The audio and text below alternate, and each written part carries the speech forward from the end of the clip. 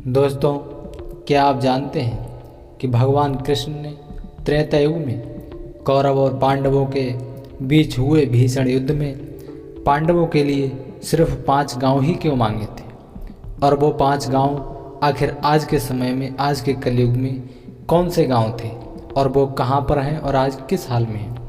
आज की वीडियो में जानेंगे महाभारत काल के ये 5 गांव आज किस हालत में हैं, जिसके लिए हुआ था कुरुक्षेत्र का युद्ध।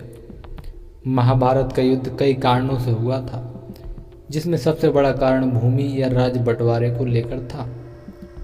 बहुत ही दिनों की कसमकस के बाद भी जब कोई हल नहीं निकला तो पांडवों की ओर से शांति दूत बनाकर श्री कृष्ण को हस्तिनापुर भेजा गया।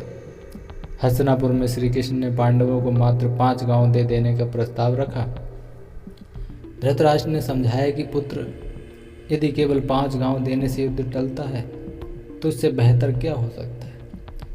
इसलिए अपनी हट छोड़कर पांडवों से संधि कर लो ताकि यह विनाश टल जाए।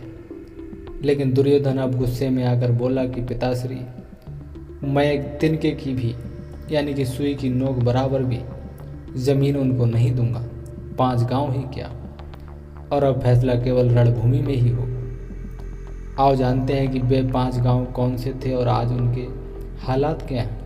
सबसे पहला था श्रीपत, जिसे सिही कहते हैं। कहीं कहीं श्रीपत और कहीं कहीं इंद्रप्रस्थ का उल्लेख मिलता है। मौजूदा समय में दक्षिण दिल्ली के इस इलाके का वर्णन महाभारत में इंद्रप्रस्थ के रूप में है। दिल्ली में पुराना किला इस बात का सबूत है। खुदाई में मिले अवशेषों के आधार पर पुरातत्वविदों का एक बड़ा वर्ग ये मानता है कि पांडवों की राजधानी इसी स्थल पर ही रही होगी। यहाँ खुदाई में ऐसे बर्तनों के अवशेष मिले हैं जो महाभारत से जुड़े अन्य स्थानों पर भी मिले हैं। दिल्ली में स्थित सारवल गांव से 1328 ईस्वी का संस्कृत का एक अभिलेख प्राप्त हुआ है। यह अभिलेख लाल किले के संग्रहालय में मौजूद है। इस अभिलेख में इस गांव के इंद्रप्रस्थ जिले में स्थित होने का उल्लेख है। हालांकि सिही या सीही गांव हरियाणा का एक गांव है, जहां पर कवि सूरदास जी का जन्म हुआ था और जहां पर जन्मेजन ने प्रसिद्ध नागयज्ञ किया था।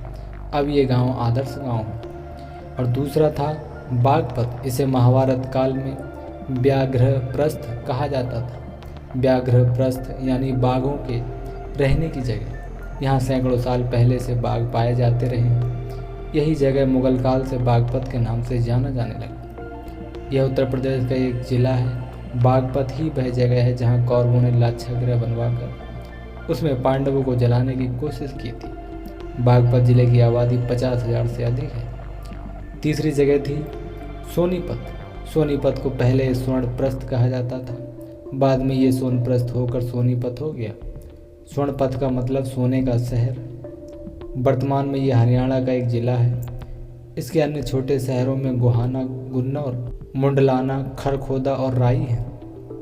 और चौथा गांव मांगा था पानीपत। पानीपत को पांडुप्रस्थ कहा जाता था।